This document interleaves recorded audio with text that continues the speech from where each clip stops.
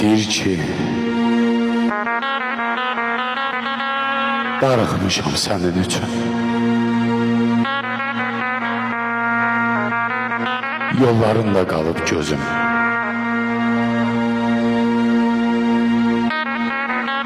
Qayıt geri qurban olum, qalmayıbdı məndə dözüm.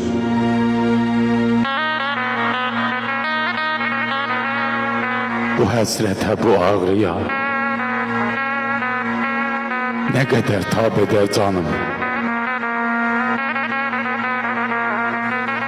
Qayıt geri bitsin dərdim, qoyma həsrətinlə yanım.